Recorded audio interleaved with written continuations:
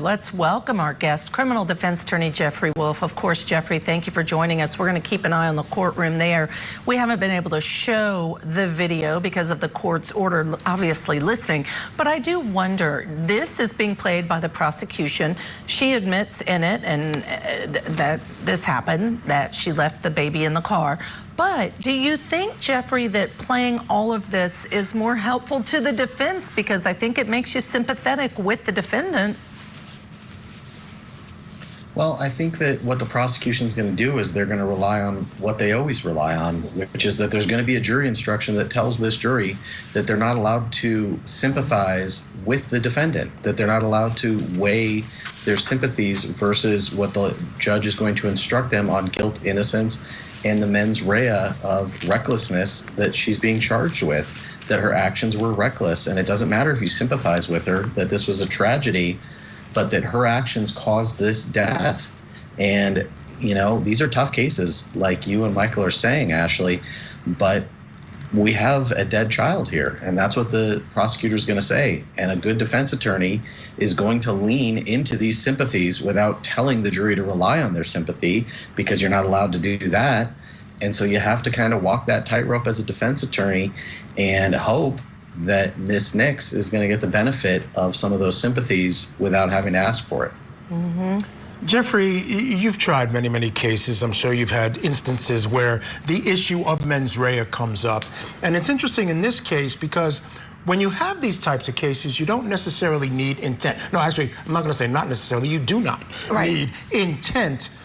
But there is some sense, and the defense certainly argued this in some of their pretrial motions, that there has to be some form of knowing, that you kind of know that you've left them in the car and that maybe you're trying to run in and get your nails done without being bothered by the kid, et cetera, et cetera. There's really not that here. Is that an area where you think the defense can sort of rest an argument that will resonate with the jury? Well, that's what you hope for, right? When you're talking about these reckless and negligence cases, is you're looking at the standard that you would ask a juror to put themselves into, right? You don't want them to put themselves in the feet of this defendant, but you want to put themselves in a reasonable person standard. What would be reckless and what would be negligent? If you are taking care of a small child, what actions could you take that would not be reckless and would not be negligent? Is it possible that you could forget? Is it possible that there is an amount of time you could step away and not be reckless and not be negligent? It's pretty tough. It's pretty tough. I think that these cases where you see these kids left in cars, jurors have a very hard time with that. They have a lot of difficulty with that, especially because what we're going to get to soon in a case like this is we're going to get to the autopsy, and we're going to hear exactly what a child goes through in that circumstance, and it's going to be really gruesome. Yeah.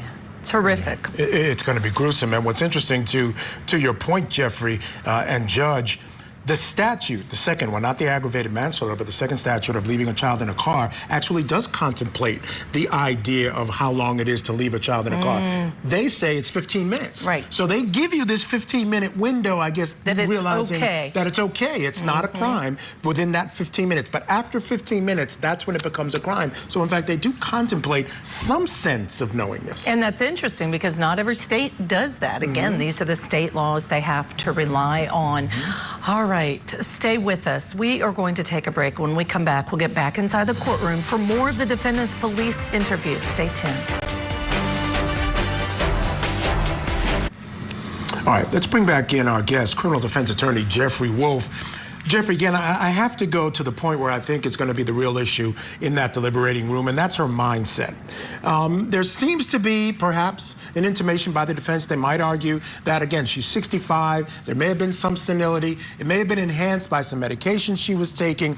And when you look at the statute, you talk about for the aggravated manslaughter, it requires culpable negligence, which is defined as gross and flagrant. And again, I think that's where this jury is going to have to find their arguments in terms of, will they be able to add those words to her negligence? Because we know there was negligence, but because of who she is, because of some of the situations she was facing, will it rise to the level of gross and flagrant? Right, and that's, again, Michael, where we get into this reasonable person standard that jurors often find themselves having to do, because they're not going to be able to put themselves in the shoes of the defendant. They're going to have to say, what would a reasonable grandmother do in this circumstance? What would be reasonable? That's where gross and flagrant comes into play.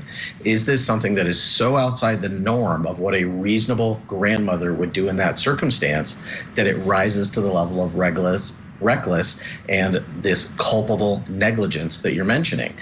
That is the standard, and that's what the jury's going to have to argue back in the jury room.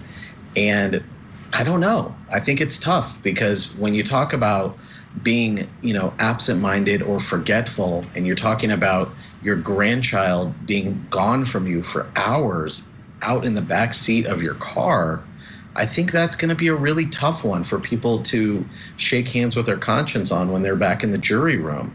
I think this is a really tough case, because this woman is obviously extremely regretful for what has happened, and she's mourning her grandchild in this interview. There's no question about that. There's no question. But when you get back into the jury room and you're talking about a reasonable grandmother and the actions that took place that led to this death, and was it reasonable, and is there culpable negligence, and is this a gross deviation from the way a reasonable grandmother would behave?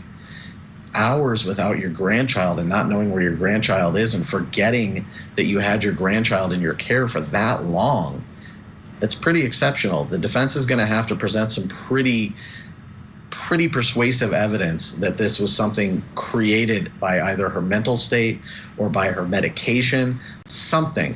I noticed there's some sort of coin sitting on the table. I wonder what that is. Is it a chip of sobriety? Mm-hmm. What's going on the table there? Yeah, I don't know either. Watch this. No, but I noticed too that she's been playing with it a lot, rubbing on it a lot, Jeffrey. A really great question. But also I have to say, this is why jury selection is so important, because reasonable grandmother, if you have grandparents on the jury, they have that perspective. And if you have a younger person who has a grandparent who's senile, guess what they're going to bring to the table? Yeah. The reasonable grandparent they know. Yeah, and I think Jeffrey makes a fantastic point, because I was thinking, hey, we've all done this on some level, where you might leave something or that you shouldn't be leaving in the car, whether it's a child or something else, not as dangerous. But it's the length of time. Yeah. I think the length of time. There's that coin that's on the table there. Could be a good luck charm, could be a sobriety thing. I don't think anything came up about her having some sort of addiction issue. No, so not that we've heard. I don't know if it's that. So, but could be, it could be in memory of. Sometimes people make things in memory of children. It could be that. We don't know. Good question. Good. Very observant of you, Jeffrey. All right, we're going to take a break here, folks. Coming up, we're going to head to Tennessee for day 2 of testimony in the suitcase by the River murder trial for Jason Chen. So keep it here on Court TV. We'll be right back.